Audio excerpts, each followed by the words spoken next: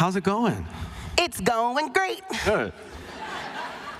So I read an article where you were talking about this whole last couple months and how crazy it's been. Yeah. You made a point of saying that, like, the end of the day, going to bed for you has become like this sacred time, and you have like a ritualistic way that you go to bed. Yes. I want to know what that's all about. It's watching you late at night. On Turner Classic Movies.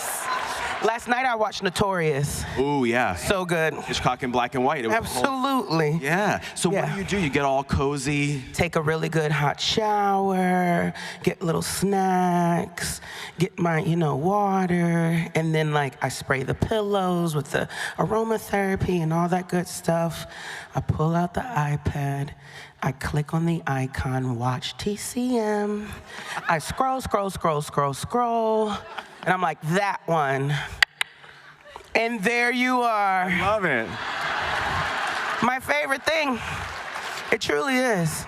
You just made my year, and next time I do it, I'm gonna go do a little Carol Burnett. Oh my God, I will lose it. Please do it. Okay, fine.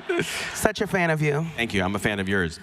And as I said in an interview I did, I mean, I remember I got to see the Holdovers in June, a couple months before it premiered at the festivals, and I was like halfway through, I'm like, this woman is a virtuoso.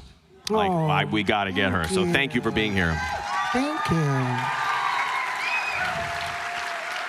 So for anyone who's not familiar with kind of the behind the scenes of the Holdovers, this is a movie that you shot over 2 years ago. It was purchased at the Toronto Film Festival a year and a half ago. Yes. Secretly. It wasn't like...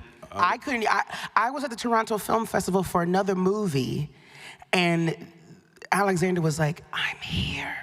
And I was like, well, can I come and see the movie? Nope. Wow. So people, buyers saw it, and I was just like, well, hope you like it. And the company that bought it, Focus Features, decided, even though it's done and it's September, we're not gonna put it out because we really want it to make sure we can nurture it, so we're gonna wait a whole other year. Yeah.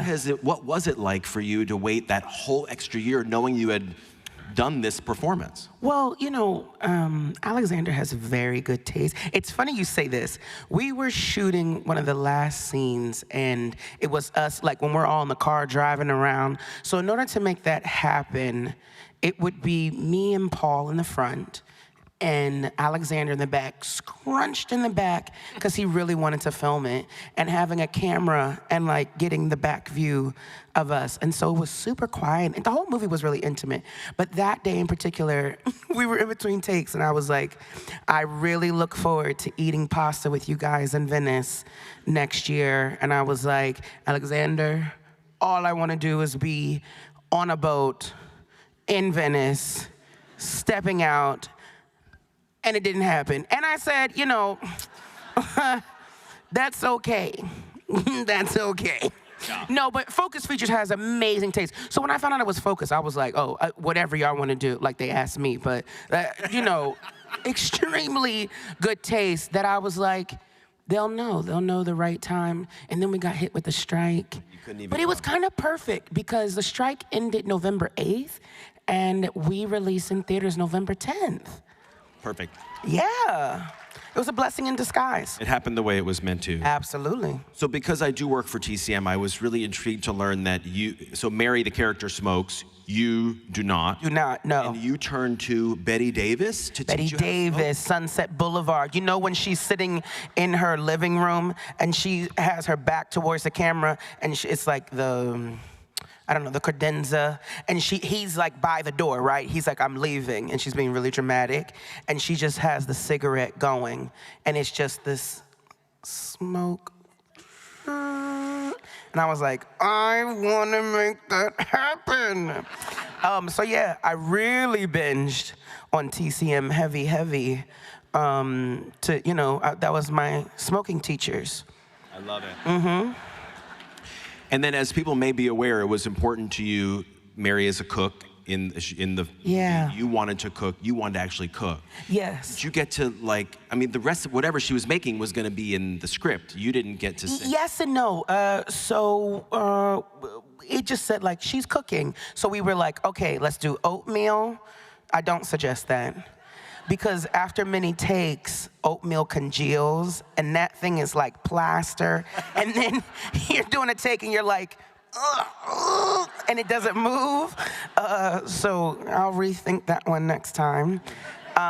We did oatmeal, we did soup, I made lunch for them, and then it was like the the Christmas dinner. And so Alexander and I came up with the menu, and we were lucky because the HBO series Julia was happening, or I think it like just finished, and so they have special prop people in particular for like food. So they were on that show, so they came on our show. And I love to cook, so that I really got to like geek out with them.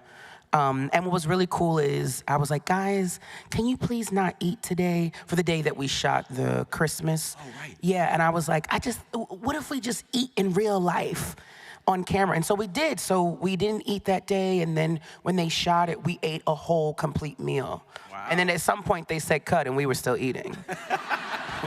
Because it was dinner. So if I were to come over to your house, what would you cook for me? Ooh, what kind of stuff do you like? Anything you're gonna make? I have a good roasted chicken recipe. I can really cook anything, but I love to ask my friends what they like. I like anything spicy.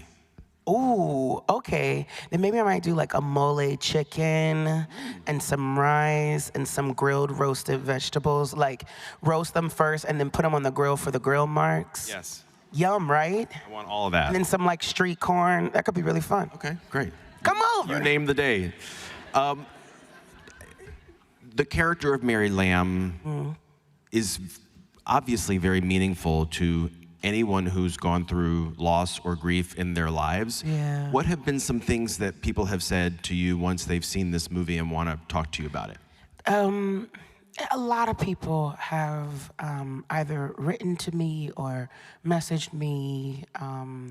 It's the most recent that I think really stands out. I was on a flight just a week ago, and I was sitting, and first of all, I'm like weird. I like watching people watch. I know, it's a little voyeuristic. I like watching people watch TV on airplanes. I do that. Let me finish that sentence. I didn't finish it. I like watching people watch TV or whatever movie on airplanes. It's always fascinating to me. It's like this weird little game that I'm like, I wonder what they're gonna watch. And it always surprises me. There's also something very interesting about the being forced to be cut off from the world, so to speak, by being on a plane. Anyways, so I'm sitting here. The lady was one seat up, but on like the window seat, so I could see her clear shot to what she was watching. And she was watching the Holdovers. And I was so nervous. And I was like, does she like it? I don't know. And literally, I had to go to the bathroom, and I was like, no! And so I had to walk past her, and when I walked past her, she was like, and I was like, no! I hope they're good tears. And then I went to the bathroom, and I came back, and I like, like this to walk back, and she was like, oh. Isn't that weird? That's probably weird. You're like in this little bubble, and then you're like, what the, But, so she came, like, I was like, oh, thank you. And I started walking past her, and she grabbed my arm, and she was like, nope. And so then I walked back, and she just hugged me, and I just hugged her. And it was so, that's stuff you dream of. And she was like, which is crazy, she was like, my daughter, her grandson had just passed. No. And she was like, I know, she goes, you did too good of a job that I know my daughter is not going to be ready for this. But when she is, she said, I've seen it 4 times already, and I told her, this is gonna be the thing that's gonna help you. And I was like, what? But it's you can't. That's why you do it. That's exactly why I do it. The movie came to life for her on the airplane. Yes. I love it. Yeah. Thank you so much. Thank you so Ava, much. enjoy Randolph. Thank you, everyone. Stay there for 1 sec.